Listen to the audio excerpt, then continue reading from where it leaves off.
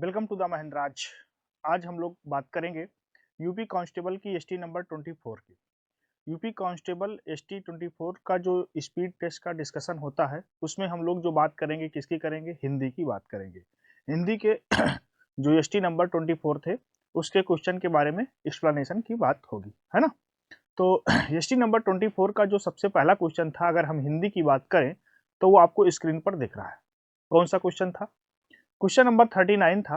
प्रेमचंद के किस उपन्यास में कृषक जीवन की समस्याएं वर्णित हैं? आपको चार ऑप्शन दिए गए थे, गबन, गोदान, निर्मला और रंगभूमि। तो बेटा इस क्वेश्चन का जो आंसर है वो आंसर क्या है? गोदान। करेक्ट आंसर क्या है? गोदान, है ना। अब गोदान से संबंधित कुछ चीजें हम लोग बात करते हैं। अगर हम गोदान की बात करें तो गोदान एक उपन्यास है। किसका है? मुंशी प्रेमचंद जी का है। बहुत फेमस, बहुत प्रसिद्ध उपन्यास है। अगर इस उपन्यास के बारे में बात करें तो इस उपन्यास में किसकी समस्याएं वर्णित है? कृषक जीवन की समस्याएं वर्णित है। अब आपको बता दें, जब हमारा भारत देश आजाद नहीं हुआ था, आजादी की पहले की बात है ये 1937 में ये उपन्यास जो है मुंशी प्रेमचंद ने लिखा था। और ये था क्या कि आजादी से पहले जो कृषक की यानी किसान, कृषक का मतलब क्या होता है? किसान की जो समस्याएं थी उसके ऊपर वर्णित था। यानी कि किसान तो हर तरीके से अपना दुख कष्ट सहता था, लेकिन जो उससे लोग जुड़े हुए थे उनको हमेशा सुखी देखना चाह रहा था, है ना। तो ये जो गोदान उपन्यास है इसमें कृषक जीवन की समस्याएं हैं। और कौन से समय की? आजादी से पहले की बात है। आजादी के पहले जो किसान थे उनके ऊपर समस्याओं वर्णित है ना। तो इसका सही आंसर क्या हो गया? गोदान हो गया। फिर नेक्स्ट वन था क्वेश्चन नंबर 40 आपके स्पीड टेस्ट का, कि बिहारी किस राजा के दरबारी कवि थे? अगर हम बिहारी की बात करें तो बिहारी जयसिंह राजा के दरबारी कवि थे। अब बिहारी से संबंधित एक सवाल और बनता है। अगर आपसे पूछ लिया जाए कि बिहारी किस काल के कवि थे, बिहारी किस काल के कवि थे, किस काल के कवि थे, तो इसका आंसर क्या हो जाएगा? रीत काल। किस काल के कवि थे? रीत काल के कवि थे, है ना। इनकी एक बहुत फेमस रचना है, बहुत प्रसिद्ध रचना है। अगर हम उसके रचना की बात करें तो इनकी एक रचना है बिहारी की, बिहारी सतसई। क्या है बेटा? बिहारी सतसई इनकी एक रचना है ना। वो रचना क्या है? बिहारी सतसई है। बहुत फेमस रचना है, बहुत प्रसिद्ध रचना है। अब बिहारी से संबंधित चीजें अगर आ जाए तो बिहारी किस काल के कवि थे? रीत काल के कवि थे। इनकी जो रचना है वो कौन सी है? बिहारी सतसई। और बिहारी किस राजा के कवि थे? तो राजा जयसिंह के दरबारी कवि थे। क्लियर। आगे बढ़ते हैं अगले क्वेश्चन पर। क्वेश्चन नंबर 40 था, जो परिश्रम करेगा वह सफल होगा, यह निम्न में से किस प्रकार का वाक्य है? देखो, है ना, बहुत अच्छा सवाल था। अगर हम बात करें वाक्य के भेद की, अगर आपसे पूछा जाए हिंदी में वाक्य के कितने भेद होते हैं, वाक्य के भेद की बात करें तो हिंदी में बेटा वाक्य के 8 भेद होते हैं। कितने होते हैं? 8। उन्हीं में से चार ऑप्शन ये है। अब जो परिश्रम करेगा वह सफल होगा, यह निम्न में से किस प्रकार का वाक्य है? संकेतवाचक, संदेहवाचक, विधानवाचक, विस्मयवाचक, है ना। तो देखो कैसे हम इसका आंसर करेंगे। अब ये जो परिश्रम करेगा वह सफल होगा, एक प्रकार से संकेत दे रहा है कि नहीं दे रहा है? ये बिल्कुल संकेत दे रहा है। तो ये आंक हमारा कैसा हो गया? संकेतवाचक वाक्य हो गया। अगर आप सेंटेंस वाक्य को पढ़ते हो, अगर उसमें संकेत का अनुभव होता है तो वो हमारा वाक्य कैसा होता है? संकेतवाचक होता है। अब आप कहोगे कि सर संदेहवाचक वाक्य कैसा होता है? संदेहवाचक का मतलब होता है जहां पर शंका हो, शंका या फिर संभावना हो, संख्या या फिर संभावना हो रही हो, वहां पर कैसा वाक्य होता है? संदेहवाचक। अब आप कहोगे सर एक एग्जाम्पल बता दो। बेटा आपको एग्जाम्पल ही बता देते हैं। जैसे हम कह दें कि आज, या ऐसा कह दें हम, सेंटेंस देखो किस तरीके का सेंटेंस आएगा। शायद कल, शायद कल कोहरा पड़े, या फिर हम कह सकते हैं शायद कल बर्फ पड़े, या कह सकते हैं शायद बारिश हो, शायद बारिश हो। देखो दो एग्जाम्पल हम आपको बताए, शायद कोहरा पड़े, शायद बारिश हो। यानी कि जो संदेहवाचक वाक्य होता है वहां पर शंका होती है, संभावना होती है ना। तो उसे हम क्या कहते हैं? संदेहवाचक वाक्य। विधानवाचक वाक्य का मतलब होता है जहां पर एक साधारण क्रिया हो रही हो, यानी कि एक साधारण समापिका क्रिया। समापिका क्रिया का मतलब जैसे हम कह दें कि रोशनी रोशनी स्कूल जा रही है। अब देखो, रोशनी स्कूल जा रही है, इसमें एक साधारण क्रिया हो रही है, तो ये हमारा कैसा वाक्य हो गया? विधानवाचक। इसी विधानवाचक को एक नाम से और भी जानते हैं, इसी विधानवाचक को हम लोग विधवाचक भी कहते हैं। क्या कहते हैं? विधवाचक भी कहते हैं। तो विधानवाचक और विधवाचक एक ही बात होती है, कोई अलग अलग बात नहीं होती है। नेक्स्ट वन क्या है? विस्मयवाचक वाक्य किसे कहते हैं? जहां पर हर्ष, शोक, घृणा आदि का भाव व्यंजित हो रहा हो जिस वाक्य में, उसे हम विस्मयवाचक वाक्य कहते हैं। क्या क्या हमने बताया आपको? हर्ष, शोक, घृणा आदि भाव अगर व्यंजित हो रहा है किसी वाक्य में तो उसे क्या कहते हैं? उसे हम लोग कहते हैं, कौन सा वाक्य? विस्मयवाचक वाक्य कहते हैं। जैसे अब वाक्य की बात करें, अगर हम इसके सेंटेंस की बात करें तो सेंटेंस देखो, जैसे हम बोलते हैं कि शाबाश, क्या बोलते हैं? शाबाश बहुत अच्छा दौड़े, बहुत, शाबाश अच्छा दौड़े, है ना। शाबाश अच्छा दौड़े।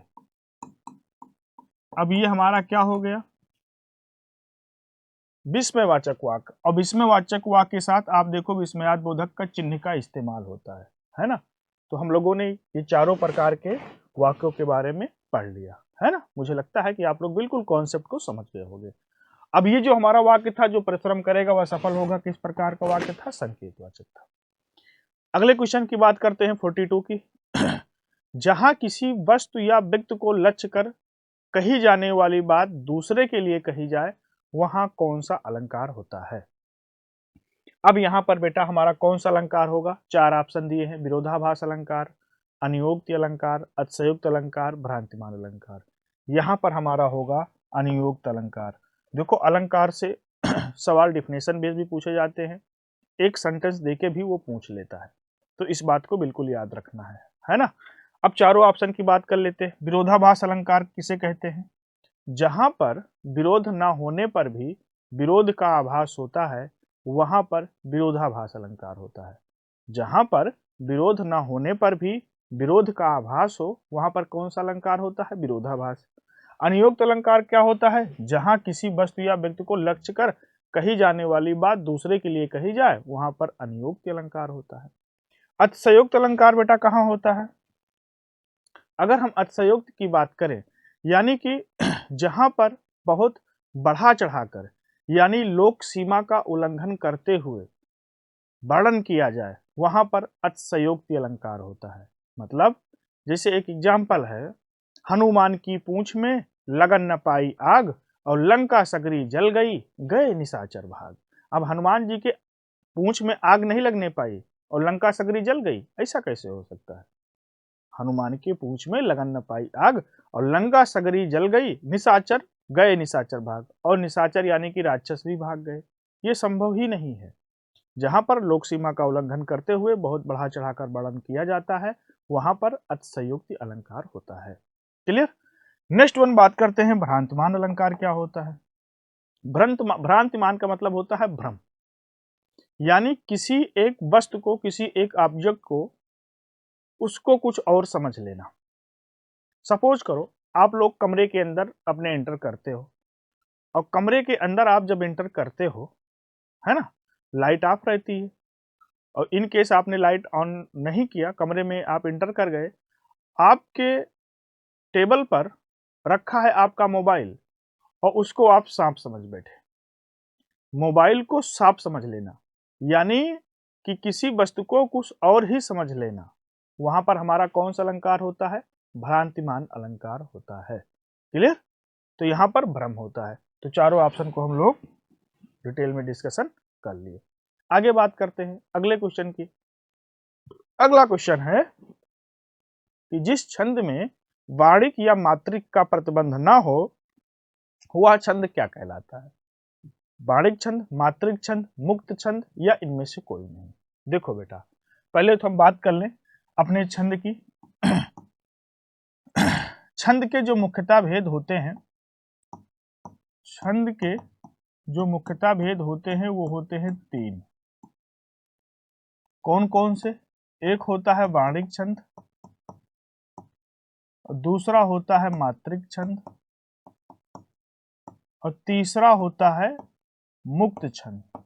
इसी को एक नाम से और भी जानते हैं, इसको मुक्तक छंद भी कहते हैं। मुक्त छंद या मुक्तक छंद।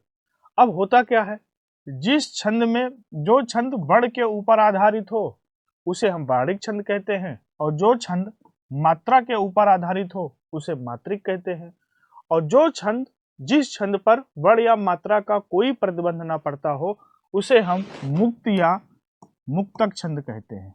मुक्त या मुक्तक छंद कहते हैं। तो सही आंसर क्या हो जाएगा? सी ऑप्शन हो जाएगा, है ना।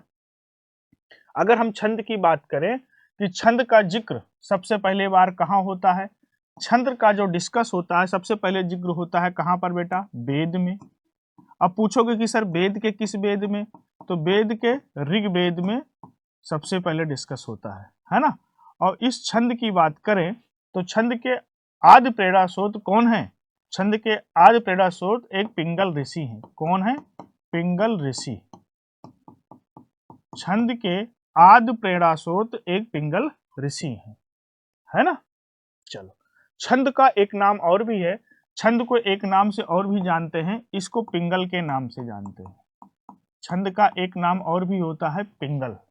क्यों होता है? क्योंकि छंद के आदि प्रेरणा स्रोत कौन थे? पिंगल ऋषि थे। क्लियर? मुझे लगता है कि बिल्कुल आप लोगों को कॉन्सेप्ट क्लियर हो गया होगा। आगे बात करते हैं। क्वेश्चन नंबर 44 है, विशेषण जिस संज्ञा की विशेषता बताता है उसे क्या कहते हैं? संख्यावाचक विशेषण, गुणवाचक विशेषण, विशेष, राजनीतिक विशेषण। और इस ऑप्शन का तो यहाँ पर कोई मतलब नहीं है, ये आपको बेवकूफ बनाने के लिए दिया गया है। ऐसा विशेषण हमारे हिंदी में नहीं होता है।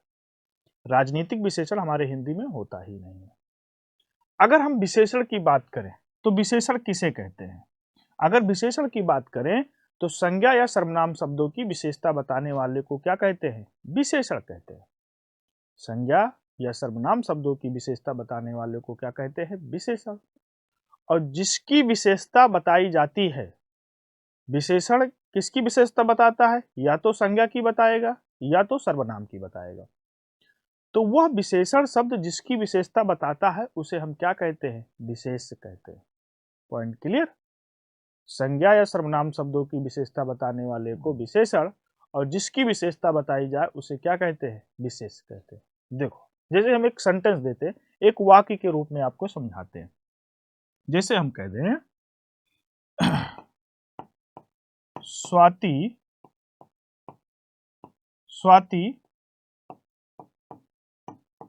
अत्यंत सुंदर है। ये हमारा सेंटेंस है, स्वाति अत्यंत सुंदर है ना। अब सुंदर क्या है? विशेषण है। क्यों विशेषण है? ये विशेषण बेटा इसलिए है क्योंकि ये जो सुंदर शब्द है ये किसकी क्वालिटी को डिफाइन कर रहा है? स्वाति के। स्वाति की विशेषता बता रहा है। और विशेषण जिस शब्द की विशेषता बताता है उसे हम क्या कहते हैं? विशेष कहते हैं। तो स्वाति यहाँ पर क्या है बेटा? स्वाति यहाँ पर हो गई विशेष हो गई, और विशेष के साथ साथ ये संज्ञा भी है। मोस्टली संज्ञा ही हमारी विशेष होती है, मुख्यतः संज्ञा ही हमारी विशेष होती है। अब आप कहोगे कि सर इसमें अत्यंत क्या है? बेटा ये अत्यंत है ना, ये अत्यंत है हमारा ये पराविशेषण, ये है हमारा पराविशेषण। अब आप कहोगे कि सर आपने एक नया शब्द बता दिया, पराविशेषण। ये पराविशेषण क्या होता है? तो बेटा पराविशेषण उसे कहते हैं वह शब्द जो विशेषण की विशेषता को बताए। वह शब्द जो विशेषण की विशेषता को बताए उसे हम पराविशेषण कहते हैं।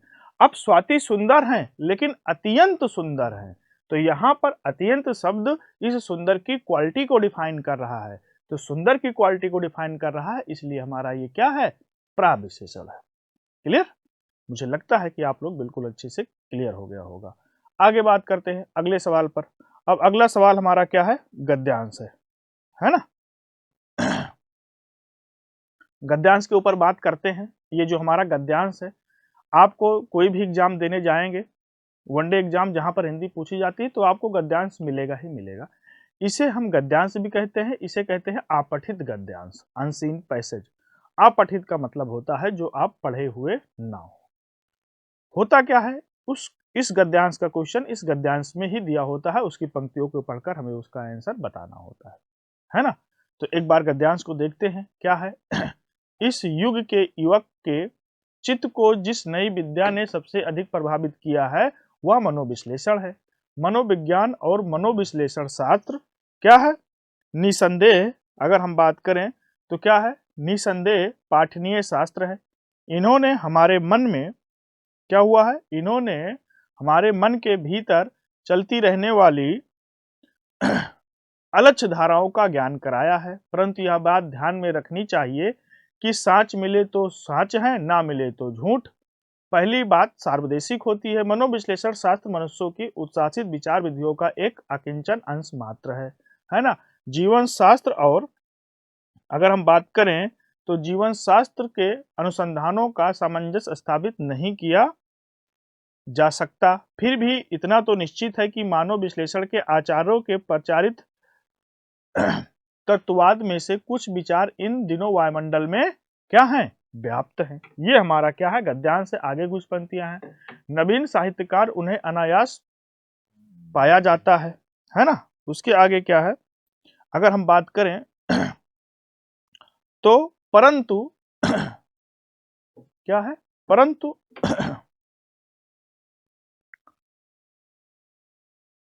इन विचारों का संयमित और नियंत्रित करने वाले प्रतिकूलगामी शास्त्रीय परिणाम इसे इतनी आसानी से नहीं मिलते। इसका परिणाम यह हुआ कि हमारा नवीन साहित्यकार इन विचारों के मायाजाल को आसानी से काट नहीं पाता। वह कुछ भी इस प्रकार सोचता है कि अब चतने चित्त की शक्तिशाली सत्ता हमारे चतने चित्त के विचारों और कार्यों को रूप दे रही है। हम तो कुछ सोच समझ रहे हैं, वस्तुतः वैसे ही सोचने और समझने के हेतु हमारे अंजाम में रहने के अवचेतने चित्त में वर्तमान है, और यह तो हम सोच रहे हैं, समझ रहे हैं और सोच समझ कर रहे हैं। इन बातों का अभिमान करने वाला हमारा चतने चित्त कितना नगण्य है।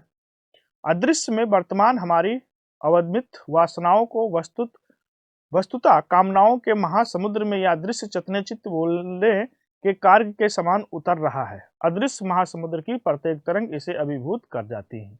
ये है हमारा गद्यांश। अब इसके पहले क्वेश्चन पर आते हैं, क्या है, युवक। यहां पर होना क्या चाहिए, युवक होना चाहिए। युवक चित्त को सबसे अधिक प्रभावित जिस शास्त्र से किया है वह है।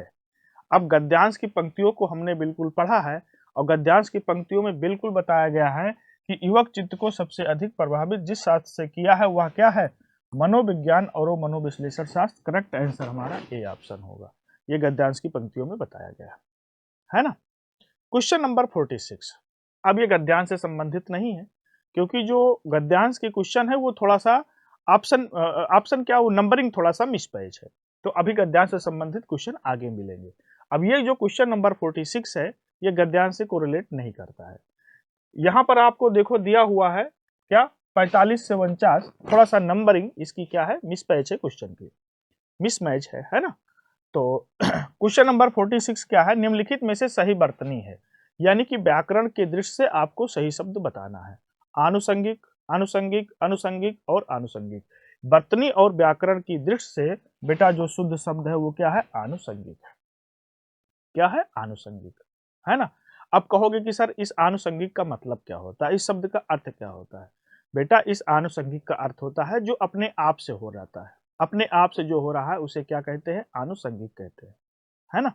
जो चीजें अपने आप से हो रहती हैं, अपने आप से होने वाला आनुषंगिक होता है। क्लियर। तो सही शब्द याद रखना, ये एग्जाम में कई बार पूछा गया शब्द है। आगे बात करते हैं क्वेश्चन नंबर 47। हिंदी भाषा का जन्म हुआ है 4 ऑप्शन है, वैदिक संस्कृत से, लौकिक संस्कृत से, अपभ्रंश से, पाली प्राकृत संस्कृत से। तो बेटा यहाँ से सवाल अक्सर मिलता है। अगर हम हिंदी भाषा के जन्म की बात करें तो बेटा वो अपभ्रंश से हुआ है। करेक्ट आंसर हमारा सी होगा। अब आपको एक क्रम बताते हैं, देखो ये क्रम आप याद रखोगे, संस्कृत, पाली, प्राकृत, अपभ्रंश, औहट और प्राचीन या प्रारंभिक हिंदी। प्राचीन या प्रारंभिक हिंदी, ये पूरा क्रम है। अब यहां पर पूछा है कि हिंदी का जन्म किस भाषा से हुआ है। अगर पूछा जाए प्राचीन हिंदी या प्रारंभिक हिंदी या फिर हिंदी, हिंदी भाषा का जन्म किससे हुआ है? अपभ्रंश से हुआ है। पाली भाषा का विकास किससे हुआ है? पाली का विकास हुआ है संस्कृत से। प्राकृत का विकास किससे हुआ है? पाली से। अपभ्रंश का विकास किससे हुआ है? प्राकृत से। औहट भाषा का विकास किससे हुआ है? अपभ्रंश से। प्राचीन या प्रारंभिक हिंदी का होना किससे चाहिए था? औहट से, लेकिन ये हुआ किससे है? अपभ्रंश से। अब आपसे पूछा जाता है कि हिंदी का विकास किस भाषा से हुआ है, तो अपभ्रंश से। पूछा जाए प्राचीन हिंदी या प्रारंभिक हिंदी या फिर हिंदी की आदि जननी कौन है, तो आदि जननी क्या है? संस्कृत। दो सवाल मिलते हैं, हिंदी की आदि जननी पूछा जाए तो संस्कृत, हिंदी भाषा का विकास किससे हुआ है? अपभ्रंश से हुआ। क्लियर? क्वेश्चन नंबर 48 पे बात करते हैं। शांत रस का स्थायी भाव क्या है? रस से संबंधित क्वेश्चन है ना। तो रस की बात करें तो हमारे पास जो रसों की संख्या है वो कितनी होती है? 9 होती है। अगर पूछा जाए कि भरत मुनि के अनुसार कितनी होती है, भरत मुनि के अनुसार रसों की संख्या कौन सी होती है? 8। भरत मुनि ने किस रस को नहीं माना? भरत मुनि ने शांत रस को रस नहीं माना। भरत मुनि ने शांत रस को रस की श्रेणी में नहीं रखा। हमसे एग्जाम में क्या पूछा? शांत रस का स्थायी भाव क्या है? तो शांत रस का स्थायी भाव होता है बेटा निर्वेद या फिर सम। सम या निर्वेद होता है ना। इस बात को बिल्कुल याद रखना। ये 4 ऑप्शन दिए गए हैं। अब आपसे पूछ लिया जाए कि जुगुप्सा किस रस का स्थायी भाव है, तो ये बेटा जुगुप्सा जो है ये है विभक्त रस का। किस रस का? विभक्त रस का स्थायी भाव क्या होता है? जुगुप्सा या घृणा होता है। क्रोध किस रस का स्थायी भाव है? रौद्र रस का स्थायी भाव क्या होता है? रौद्र रस का स्थायी भाव क्या होता है बेटा? क्रोध होता है। शोक किस रस का स्थायी भाव है ना। एग्जाम में अक्सर पूछा जाता है शोक, है ना। चलो, शोक है हमारा करुण रस का। करुण रस का जो स्थायी भाव होता है वो क्या होता है? शोक होता है। और सम या निर्वेद किस रस का स्थायी भाव होता है? शांत रस का। अगर हम रस की बात करें तो रस ये भरत मुनि कौन है? भरत मुनि के अनुसार 8 होता है रस। ऐसे हमारे पास कुल रसों की संख्या 9 होती है। रस संप्रदाय के प्रवर्तक कवि कौन है? भरत मुनि है। भरत सबसे पहले रस का जो जिक्र हुआ, सबसे पहले अगर हम रस की बात करें, रस का जिक्र सबसे पहले किसने किया? भरत मुनि ने किया, है ना। सबसे पहले रस का जिक्र भरत मुनि ने किया। और किस रचना में किया? भरत मुनि की एक रचना है, कौन सी? नाट्य शास्त्र। भरत मुनि ने सबसे पहले नाट्य शास्त्र में क्या किया है?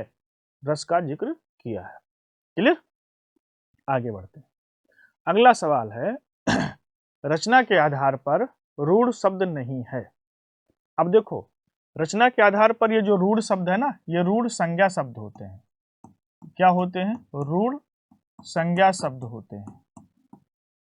और आपसे पूछा क्या है कि रचना के आधार पर रूढ़ शब्द नहीं है। कौन सा नहीं है? तो सही आंसर हो जाएगा विज्ञान। विज्ञान हमारा रूढ़ शब्द नहीं है। अब आप कहोगे कि सर क्यों और कैसे? देखो बेटा, रूढ़ शब्द उन शब्दों को कहा जाता है जिनके सार्थक खंड ना हो सके। जिनके सार्थक खंड ना हो सके, जिनके सार्थक खंड ना हो सके उनको हम क्या कहते हैं?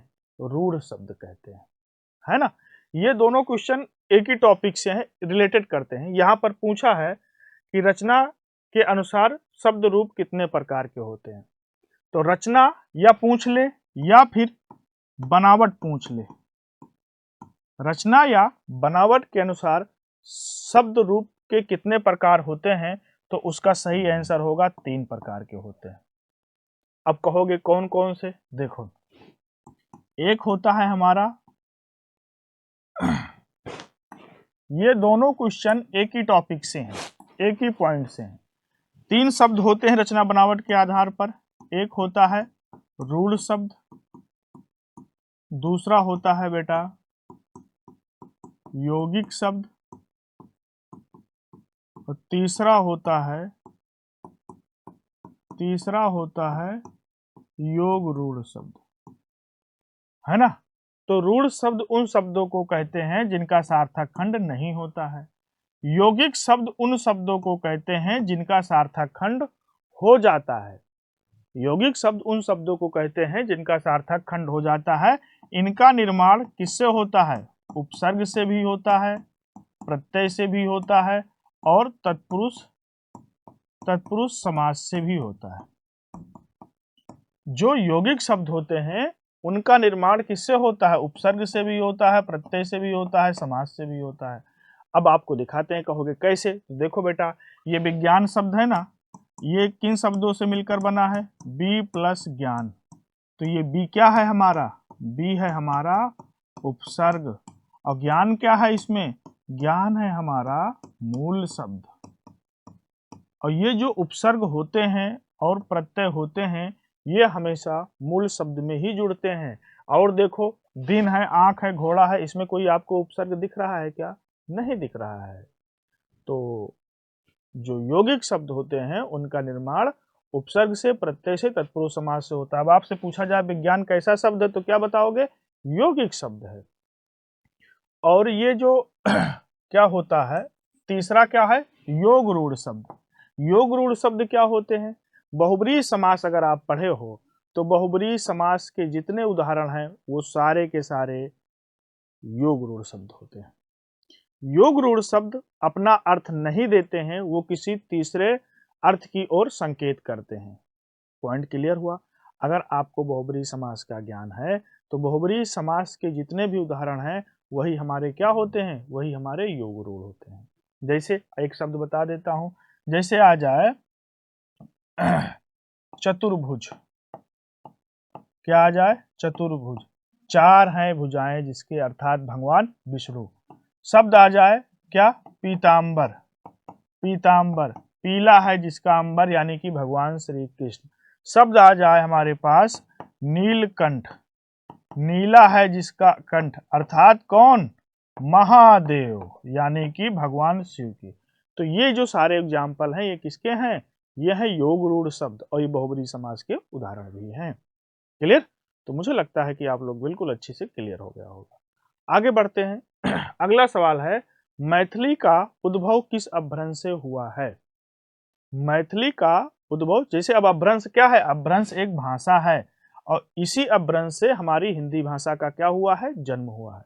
अपभ्रंश एक क्या है? भाषा है। इसी अपभ्रंश से हमारी हिंदी भाषा का क्या हुआ है? जन्म हुआ है।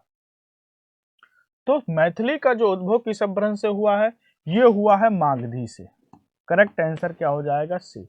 अब यहाँ पर और भी ऑप्शन दिए हैं। ये सौर सैनी क्या है? सौर सैनी एक अपभ्रंश का भेद है। इस सौर सैनी से 3 भाषाओं का विकास हुआ है। किसका किसका बेटा? पश्चिमी हिंदी,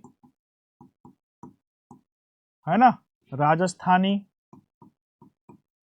पश्चिमी हिंदी, राजस्थानी और गुजराती। ये 3 भाषाओं का विकास हुआ है किससे? सौर सैनी से। अर्धमगधी से किसका हुआ है? अर्धमगधी से हुआ है बेटा किसका? पूर्वी हिंदी का, है ना। और मगधी का हुआ है किससे? मैथिली का उद्भव किससे हुआ है? मगधी से। करेक्ट आंसर क्या हो जाएगा? सी। अगला क्वेश्चन है 52।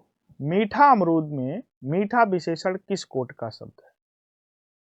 अगर हम बेटा विशेषण की बात करें तो हमारे पास विशेषण के मूलतः कितने भेद होते हैं? 4 भेद होते हैं विशेषण के। और इसमें पूछा है परिमाणवाचक, गुणवाचक, व्यक्तिवाचक, संख्यावाचक। पहली चीज तो ये बता दें, व्यक्तिवाचक कोई विशेषण नहीं होता है। और ये मीठा अमरूद में जो मीठा शब्द है, यहाँ पर संख्या की कोई बात नहीं हो रही है, परिणाम की भी बात नहीं हो रही है। हमारा सही आंसर क्या हो जाएगा? गुणवाचक। ये मीठा जो है क्या है? गुणवाचक है। याद रखना इस बात को, है ना। चलो आगे बात करते हैं। क्वेश्चन नंबर 53, मानव का विलोम है। मानव का बेटा विलोम होता है क्या? मानव का विलोम हो जाता है दानव। सही आंसर। और जो यहां पर राक्षस दिया है, राक्षस का विलोम होता है देवता या देव। देवता या फिर देव।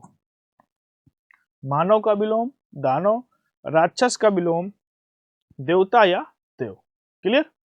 नेक्स्ट है, लड़की शब्द किस प्रकार की संज्ञा है? भाववाचक है कि जातवाचक है कि व्यक्तिवाचक है कि द्रव्यवाचक है? देखो, अगर हम संज्ञा की बात करें तो जो संज्ञा है ये अर्थ के आधार पर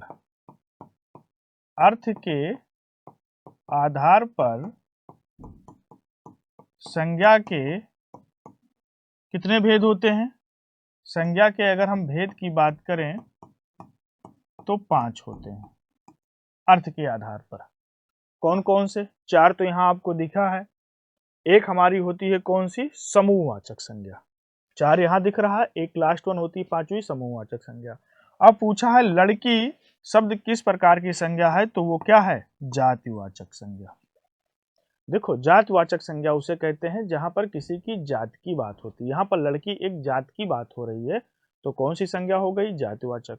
भाववाचक का मतलब होता है जहां पर किसी वस्तु के, किसी धर्म के गुण धर्म, किसी भी शब्द के गुण धर्म अवस्था आदि का भाव व्यंजित होता है, तो वहां पर क्या होता है? भाववाचक संज्ञा। देखो, भाववाचक संज्ञा की बात करें, जैसे सच्चाई, मिठास, ये सब किसके एग्जाम्पल हैं? भाववाचक संज्ञा के। व्यक्तिवाचक की बात करें, जो किसी के नाम के बदले में इस्तेमाल होता है, जैसे हम कह दें लखनऊ।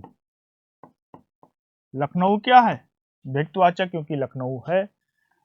किसी का नाम भी हो सकता है, जैसे हम नाम कह लें सोहन, मोहन, किसी का भी नाम हो सकता है, व्यक्तिवाचक संज्ञा। और द्रव्यवाचक संज्ञा की बात होती है तो यानी कि ऐसा शब्द जो किसी पदार्थ से बना है, जो किसी मेटल से बना है, जिसको हम नाप तोल सकें, वो सब हमारे क्या हो जाएंगे? द्रव्यवाचक संज्ञा। जैसे हम बात करें दूध, पानी, पेट्रोल, है ना, लोहा, सोना। अब आप कहोगे कि सर लोहा कैसे हो गया द्रव्यवाचक? बेटा लोहा भी तो एक मेटल से बनता है ना। तो ऐसी चीजें जो किसी पदार्थ से मिलकर बनती हैं, वो सारी की सारी हमारी क्या होती हैं? द्रव्यवाचक संज्ञाएं होती हैं। आगे बढ़ते हैं। अगला क्वेश्चन है, निम्नलिखित में से कौन सी भाषा देवनागरी लिपि में लिखी जाती है? गुजराती, उड़िया, मराठी, सिंधी। अगर इसकी बात करें तो कौन सी भाषा देवनागरी लिपि में लिखी जाती है? इसका सही आंसर होगा मराठी। देखो, हम देवनागरी की बात करें तो देवनागरी क्या है? एक लिपि होती है। इस देवनागरी लिपि में हमारी कई सारी भारतीय भाषा आती हैं। इस देवनागरी लिपि में कई सारी भारतीय भाषा आती हैं, एक ही नहीं आती है। और देवनागरी लिपि जो होती है ये बाएं से दाएं लिखी जाती है। कहां से? बाएं से दाएं। देखो, हम लोग बाएं से दाएं लिख नहीं रहे हैं, तो हिंदी भी तो हमारी देवनागरी लिपि में आती है ना। हम लोग बाएं से दाएं लिख रहे हैं, तो इसका सही आंसर क्या हो जाएगा? मराठी। क्वेश्चन नंबर 56 की बात करते हैं। आकार शब्द का तद्भव रूप क्या है? आकार का तद्भव रूप होता है बेटा अकाज।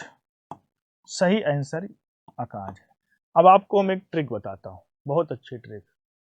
अगर किसी शब्द के ऊपर रा लगा हो या नीचे रा लगा हो, किसी शब्द के ऊपर रा लगा हो या नीचे रा लगा हो, तो वह शब्द हमेशा तत्सम ही होता है। देखो, यहां पर ऊपर रा लगा हुआ है तो ये तत्सम हो गया। अगर किसी शब्द के नीचे भी रा लगा हुआ है तो वो हमारा क्या हो जाता है? तत्सम हो जाता है। क्लियर। चलो आगे बढ़ते हैं। अगला है, निम्नलिखित में से शुद्ध वर्तनी वाला शब्द है। सदृश सदृश सदृश। देखो इसका जो शुद्ध बर्तनी शब्द है कुछ इस तरीके से ये लिखा है ये, तो हमारा फर्स्ट ऑप्शन ही बिल्कुल सही हो जाएगा, सदृश। बर्तनी या व्याकरण की दृष्टि से शुद्ध शब्द हमारा सदृश होता है। नेक्स्ट वन बात करते हैं क्वेश्चन नंबर 58 की। तो निम्नलिखित में से कौन सा कमल का पर्यायवाची नहीं है पूछा है। सरोज, जलद, पंकज, जलजात। इस सवाल को मैक्सिमम बच्चे गलत किए होंगे, मैक्सिमम बच्चे, क्योंकि वो थोड़ा सा कंफ्यूज हुए होंगे एक वर्ण से। मैक्सिमम बच्चे इसका आंसर क्या किए होंगे, जलजात किए होंगे, है ना। लेकिन इसका जो सही आंसर है जलद है। ये जलद कमल का पर्यायवाची नहीं होता है, कमल का पर्यायवाची नहीं होता, ये किसका होता है, बादल का। और ये जो शब्द है जलज, ये होता है कमल का पर्यायवाची, जलज। और जलद किसका होता है, बादल का। बाकी सरोज, पंकज, जलजात ये तीनों कमल के पर्यायवाची हैं। बादल की बात करें तो इसका पर्यायवाची मेघ भी होता है, हम सबको पता है। अभ्र भी होता है, इसका पर्यायवाची अभ्र भी होता है ना। वार भी होता है, बहुत सारे शब्द होते हैं बादल के पर्यायवाची के।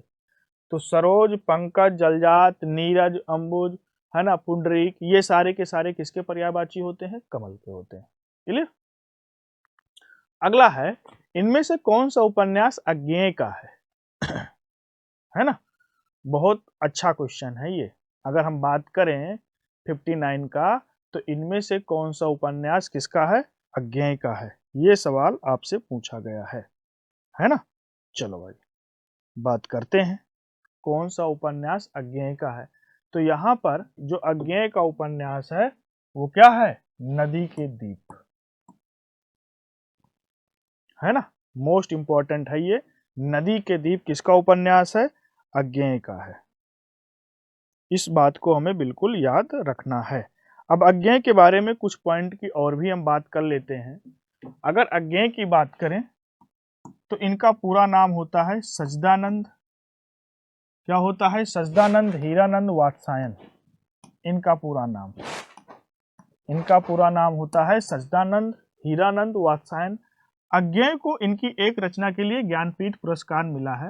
वो रचना है कितनी नावों में, कितनी नावों में कितनी बार,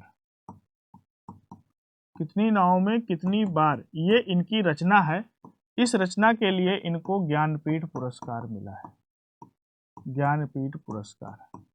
अब हम इस ज्ञानपीठ पुरस्कार का क्यों डिस्कस कर रहे हैं, उसके पीछे कारण है। हिंदी साहित्य की क्षेत्र में दिया जाने वाला जो सबसे बड़ा पुरस्कार होता है वो कौन सा पुरस्कार होता है, ज्ञानपीठ पुरस्कार होता है। सबसे बड़ा पुरस्कार कौन सा होता है, ज्ञानपीठ पुरस्कार होता है। इस बात को बिल्कुल हमें पता होना चाहिए, है ना।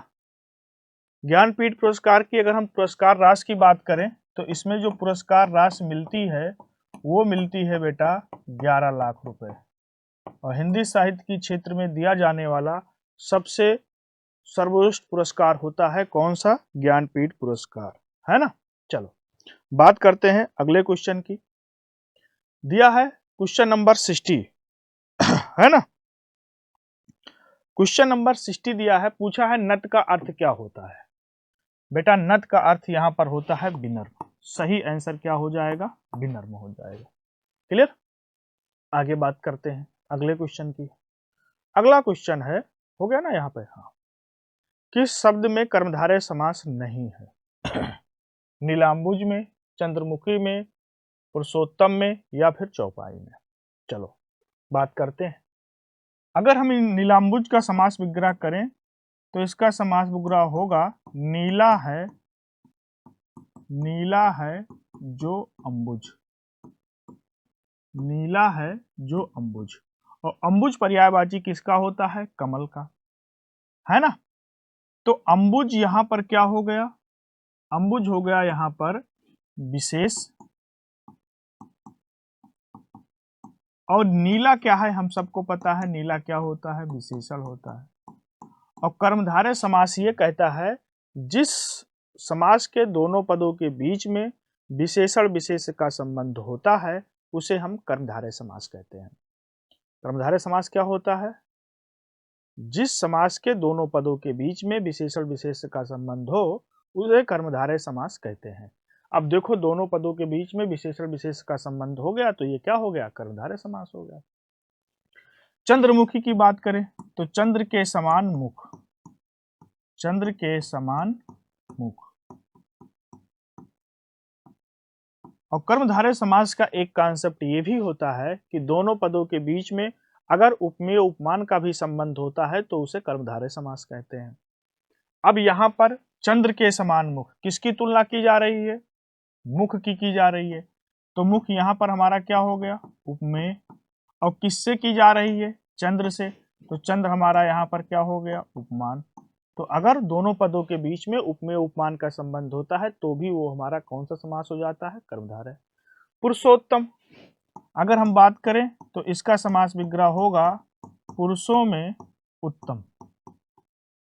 क्या हो जाएगा? पुरुषों में उत्तम, है ना। उत्तम क्या है? यह है हमारा विशेषण। और पुरुष क्या हो गया? पुरुष हो गया हमारा विशेष यानी कि संज्ञा। तो विशेषण विशेष का संबंध हो गया तो ये भी हमारा क्या हो गया? कर्मधारय समास। चौपाई, चौपाई का समास विग्रह क्या होगा? चार पदों का समूह। इसका क्या हो जाएगा? चार पदों का समूह। और जब चार पदों का समूह हुआ तो यहाँ पर कहीं पर विशेषण विशेष का संबंध हो रहा है क्या दोनों पदों के बीच में? अगर किसी भी शब्द में समास विग्रह करने पर समूह या फिर समाहार का बोध होता है तो उसे हम कौन सा समास कहते हैं? उसे हम कहते हैं द्विगु समास। क्या हो जाएगा? द्विगु समास। अगर किसी शब्द का समास विग्रह करने पर समूह या समाहार का बोध होता है तो वहां पर कौन सा समास होता है? द्विगु समास। मुझे लगता है कि आप लोगों को बिल्कुल क्लियर हो गया होगा। आगे बात करते हैं। दिए गए शब्दों में एक शब्द दिया गया है, नीचे दिए गए शब्दों में एक शब्द दिया गया है, आपको उसके तत्सम का चयन करना है। निम्नलिखित में से कौन सा शब्द तत्सम शब्द है? अगर यहाँ पर हम तत्सम की बात करेंगे तो हमारा शब्द होगा विस्मय। क्या हो जाएगा? विस्मय। सांप हमारा तद्भव शब्द है, इसका तत्सम क्या होता है? सर्प होता है। हमने आपको बताया था किसी शब्द के ऊपर रा लगा हो या नीचे लगा रा लगा हो तो तुरंत तत्सम हो जाता है ना। वीणा शब्द हमारा क्या है? तद्भव, इसका तत्सम होता है वीणा। वीणा तत्सम बताना है, ये वीणा हमारा क्या है? तद्भव। यहाँ पर तत्सम आपको पिक करना था तो सही आंसर क्या हो जाएगा? विस्मय। आगे बात करते हैं। अर्थानुसार वाक्य के भेद होते हैं। अभी थोड़ी देर पहले ही हमने इस क्वेश्चन को डिस्कस किया था। अर्थानुसार वाक्य के भेद कितने होते हैं बेटा? 8 होते हैं। कितने होते हैं? 8, है ना। अब आप लोग कहोगे कि सर कौन कौन से, चलो फटाफट बता देते हैं। एक होता है हमारा कौन सा? विधिवाचक, या फिर इसी को क्या कहते हैं? विधानवाचक। दूसरा होता है हमारा निषेधवाचक। तीसरा बेटा हमारा होता है कौन सा? इच्छावाचक। इसके बाद चौथा हमारा होता है प्रश्नवाचक। और 5th नंबर का हमारा होता है संकेतवाचक। क्या होता है? संकेतवाचक। 6 हमारा होता है संदेहवाचक। और 7th हमारा होता है संकेतवाचक, विधिवाचक, निषेधवाचक, इच्छावाचक, प्रश्नवाचक, संकेतवाचक, संदेहवाचक। एक हमारा होता है विस्मयवाचक। क्या होता है? विस्मयवाचक। एक और कोई होता है, कौन सा छूट रहा है? विधिवाचक हो गया, निषेधवाचक हो गया, इच्छावाचक, आज्ञावाचक। 8 नंबर पर हमारा कौन सा होता है? एक होता है हमारे पास आज्ञावाचक। ये 8 प्रकार के वाक्य होते हैं, है ना। चलो आगे बात करते हैं। अधिकतर भारतीय भाषाओं का विकास किस लिपि में हुआ है? तो अधिकतर भारतीय भाषाओं का जो विकास हुआ है वो हुआ है किस लिपि में? चलो इसका आंसर मैक्सिमम लोग गलत किए होंगे। अगर हम इस क्वेश्चन की बात करें तो इसका आंसर मैक्सिमम लोग क्या किए होंगे, गलत किए होंगे। चलो भाई बात करते हैं, इसका जो सही आंसर होगा वो क्या होगा, ब्राही लिपि में। अधिकतर भारतीय भाषाओं का विकास किस लिपि में हुआ है, ब्राही लिपि में। आगे बात करते हैं अगला। मेरी पुस्तकें अलग अलग विषयों पर आधारित हैं, इस वाक्य में मेरी शब्द व्याकरण की दृष्टि से है। प्रविशेषण है, संबंधवाचक है, संबंधवाचक सर्वनाम है, क्रिया विशेषण है, या फिर सार्वनामिक विशेषण है। अगर बेटा हम बात करें तो यहां पर जो मेरी शब्द आया है, एक्चुअल में मेरी शब्द तो हमारा होता है क्या, सर्वनाम। लेकिन यहां पर ये मेरी शब्द सर्वनाम का काम नहीं कर रहा है, ये काम किसका कर रहा है, सार्वनामिक विशेषण का। करेक्ट आंसर क्या हो जाएगा, सार्वनामिक विशेषण। अब आप कहोगे कि सर क्यों और कैसे। देखो हमारे पास विशेषण के मुख्यतः 4 भेद होते हैं। जो लास्ट वन होता है सार्वनामिक विशेषण, उसका मतलब क्या होता है, इसका मतलब होता है कि ऐसा सर्वनाम जो विशेषण के रूप में कार्य करने लगता है उसे हम सार्वनामिक विशेषण कहते हैं। इसका नाम ही क्या है, सार्वनामिक विशेषण। यानी सर्वनाम ही किसका काम करते हैं वाक्य में, सेंटेंस में, विशेषण का। तो जब कोई सर्वनाम विशेषण का कार्य करने लगे तो उसे हम क्या कहते हैं, सार्वनामिक विशेषण कहते हैं। क्लियर। चलो नेक्स्ट वन बात करते हैं, भीगी बिल्ली होना का अभिप्राय है। अगर हम भीगी बिल्ली होना के अभिप्राय की बात करें तो इसका आंसर क्या हो जाएगा, भीगी बिल्ली होना का आंसर होता है डर जाना। करेक्ट आंसर क्या हो जाएगा, सी हो जाएगा। क्लियर। आगे बात करते हैं, वह शायद कमरे में छुपा है, इस वाक्य में वह कैसा सर्वनाम है, प्रश्नवाचक, पुरुषवाचक, अनिश्चयवाचक, निजवाचक। पहले तो हम बात करें सर्वनाम की। ये सर्वनाम होता क्या है, प्रोनाउन क्या होता है हम सबको पता है। ऐसा शब्द जो संज्ञा के स्थान पर प्रयोग किया जाता है उसे हम लोग क्या कहते हैं, सर्वनाम कहते हैं। ऐसा शब्द जो संज्ञा के स्थान पर प्रयुक्त किया जाता है उसे क्या कहते हैं, सर्वनाम कहते हैं। अगर सर्वनाम के हम भेद की बात करें तो सर्वनाम के जो भेद होते हैं वो कितने होते हैं, 6। अगर आपसे पूछ लिया जाए कि सर्वनाम के कुल भेद कितने होते हैं तो बेटा कुल भेद होते हैं इसके 11। सर्वनाम के भेद 6, कुल भेद 11। अब बात करते हैं कि यहाँ पर जो वह शब्द है ये किस प्रकार का सर्वनाम है। बेटा ये हमारा सही आंसर होगा पुरुषवाचक सर्वनाम। पुरुषवाचक सर्वनाम है। होता क्या है, इस पुरुषवाचक सर्वनाम के 3 भेद होते हैं। पुरुषवाचक सर्वनाम के कितने भेद होते हैं, 3। एक होता है उत्तम पुरुष, क्या होता है, उत्तम पुरुष। दूसरा होता है मध्यम पुरुष और तीसरा बेटा होता है क्या, अन्य पुरुष, है ना। तो ये जो वह शब्द है ये कौन सा है, ये वह शब्द है अन्य पुरुष का। पुरुषवाचक सर्वनाम के 3 भेद। अब यहां से उत्तम, मध्यम, अन्य तो ऑप्शन में दिया नहीं है, ये पुरुषवाचक के ही भेद होते हैं, तो वह हमारा क्या हो गया, पुरुषवाचक सर्वनाम हो गया है ना। इस बात को हमें बिल्कुल पता रखना है। आप कहोगे कि सर उत्तम पुरुष क्या होता है। उत्तम पुरुष उसे कहते हैं जो बोलने वाला होता है, वक्ता क्या होता है, उत्तम पुरुष। सुनने वाला क्या होता है, मध्यम पुरुष।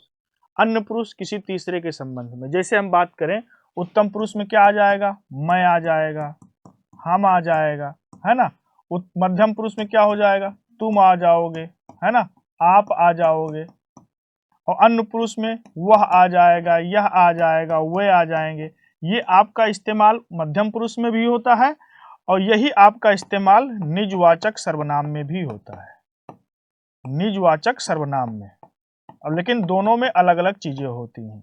निजवाचक में जो आप इस्तेमाल होता है वो अपने लिए होता है, स्वयं के लिए, खुद के लिए होता है। लेकिन मध्यम पुरुष में जो आप इस्तेमाल होता है वो किसी सेकंड पर्सन के लिए होता है। क्लियर। नेक्स्ट वन बात करते हैं, सुंदर शब्द का पर्यायवाची है। अगर हम सुंदर शब्द के पर्यायवाची की बात करें तो सुंदर शब्द का पर्यायवाची यहाँ पर क्या हो जाएगा, चारु हो जाएगा। करेक्ट आंसर चारु, है ना। ये पुष्कर शब्द दिया हुआ है, ये पुष्कर कई सारे शब्दों का पर्यायवाची होता है। ये तालाब का भी पर्यायवाची होता है, कमल का भी पर्यायवाची होता है पुष्कर, कमल का, तालाब का, कई सारी चीजों का होता है। अम्बुद हम सबको पता है किसका होता है, बादल का पर्यायवाची होता है। क्लियर, आगे बढ़ते हैं। Question number 69। अब बेटा ये जो क्वेश्चन नंबर 69 है ये हमारे गद्यांश का है ना। थोड़ा सा हमने कहा था कि नंबरिंग जो है थोड़ा मिसमैच हो गई थी। ये 69 क्वेश्चन हमारे गद्यांश का है। तो हमारे चतने चित्त के विचारों और कार्यों को अब ऑप्शन दिया हुआ है, इसमें से हमें उसका आंसर पिक करना है ना। तो इसका जो सही आंसर हो जाएगा वो थर्ड ऑप्शन हो जाएगा। कौन सा ऑप्शन? थर्ड ऑप्शन हो जाएगा। हमारे औचतने चित्त की शक्तिशाली सत्ता ही रूप लेती है, इसका सही आंसर थर्ड होगा। क्वेश्चन नंबर 70 की बात करें। जीवन शास्त्र और पदार्थ विज्ञान के नवीन तथ्यों के साथ किसका सामंजस्य स्थापित नहीं किया जा सकता? तो मनोविज्ञान शास्त्र का। इसका सही आंसर क्या होगा? फर्स्ट ऑप्शन होगा। Question number 71। निम्नलिखित में से शुद्ध वर्तनी है। वर्तनी से 3 क्वेश्चन थे इस बार स्पीड टेस्ट में। प्रतिस्पर्धा, प्रतिस्पर्धा देखो दोनों एक ही तरीके से लिखे हुए हैं, इसमें से आप कोई भी आंसर कर सकते हो, कोई दिक्कत नहीं है। आप चाहे फर्स्ट कर लो चाहे सेकंड कर लो, है ना। चलो, प्रतिस्पर्धा दोनों एक ही तरीके से लिखा हुआ है यहाँ पर भी और यहाँ पर भी। आप इसका आंसर चाहो तो फर्स्ट कर लो, ए ऑप्शन कर लो या फिर बी कर लो, कोई दिक्कत नहीं है ना। चलो, अब देखो दोनों एक ही तरीके से लिखे हैं, तो चाहे आप 1 कर लो और चाहे इसका आंसर क्या कर लो, 2 कर लो। चलो, नगड़ शब्द का गद्यांश में भाव है। अब ये गद्यांश का क्वेश्चन है। नगड़ शब्द का जो गद्यांश में भाव है वो क्या है? अत्यंत तुच्छ है। करेक्ट आंसर क्या होगा? First option. अगला बढ़ते हैं। निम्नलिखित वाक्यों में शुद्ध वाक्य है। बहुत इंपॉर्टेंट सवाल है। श्री कृष्ण के अनेकों नाम हैं। भगवान श्री कृष्ण के अनेकों नाम का उल्लेख मिलता है। श्री कृष्ण के अनेकों नामों से पुकारा जाता है। श्री कृष्ण के अनेक नाम है। करेक्ट आंसर हमारा डी होगा। अब आपको बता दें, कहीं पर भी आप पेपर देने जाओ और किसी भी सेंटेंस में अनेकों शब्द लिखा हो, ये अनेकों शब्द हमारा क्या होता है? गलत होता है, क्योंकि अनेक शब्द का मतलब भी होगा एक से ज्यादा। शुद्ध शब्द हमारा सही सेंटेंस क्या होता है? अनेक होता है। अनेकों शब्द ही नहीं होता, अनेक का मतलब होता है एक से अधिक। तो अनेकों करने का क्या मतलब होता है? हम लोग अपनी डेली रूटीन में बोल देते हैं अनेकों लोग थे, हम ऐसा भी कह सकते हैं अनेक लोग थे। क्लियर। Question number 74। बीसल देव रासो के रचयिता का नाम क्या है? बीसल देव रासो के रचयिता का नाम है नरपत नाल। सही आंसर हो जाएगा नरपत नाल। अब ये रासो काव्य के कई सारे कवि दिए हैं। इंपॉर्टेंट जो यहाँ पर चारों ऑप्शन दिए हैं, इनके चारों के बारे में हमें पता होना चाहिए। चंद्रबरदाई की बात करें तो एक रचना है पृथ्वीराज रासो। क्या है? पृथ्वीराज रासो। पृथ्वीराज रासो की जो रचना किया है चंद्रबरदाई ने किया है। जगनिक ने किसकी रचना किया है? जगनिक ने किया है परमाल रासो की रचना। ये सब रासो काव्य हैं। दलपत विजय ने किसकी रचना किया है? दलपत विजय ने रचना किया है खुमार रासो की। खुमार रासो। ये बेटा जो दिए हैं चारों ऑप्शन, ये एग्जाम में दौड़ते हैं। पूछा जाता है कि पृथ्वीराज रासो की रचना किसने किया है? चंद्रबरदाई। ये हमारी हिंदी का प्रथम महाकाव्य है जो कि अर्ध प्रमाणित है। हमारे हिंदी का प्रथम महाकाव्य क्या है? पृथ्वीराज रासो। परमाल रासो की रचना किसने किया है? जगनिक ने। खुमार रासो की रचना किसने किया है? दलपत विजय। और नरपत नाल ने किसका किया है? बीसल देव रासो का। क्लियर। आगे बढ़ते हैं। अगला सवाल है, उपरोक्त अवतरण का उपयुक्त शीर्षक चुनिए। है ना। ये हमारे क्वेश्चन किसका है बेटा? ये हमारा क्वेश्चन है गद्यांश का, है ना। चलो भाई, तो इसका जो सही आंसर क्या होगा? शीर्षक है, पूछा है गद्यांश का, तो चतने और अवचतने के चित्त का संबंध, सही आंसर क्या हो जाएगा? 75 हो जाएगा। तो बेटा ये था हमारा यूपी कांस्टेबल की जो स्पीड टेस्ट थी उसका कौन सा नंबर? 24 नंबर का हम लोगों ने बहुत अच्छे से जितने भी क्वेश्चन थे सारे क्वेश्चनों को हम लोगों ने क्या किया? अच्छे से उसको एक्सप्लेन किया, समझा। जो भी उसमें समझाने वाले पॉइंट थे हमने पूरी तरीके से अपनी कोशिश की समझाने के लिए। तो ओके, थैंक यू, धन्यवाद।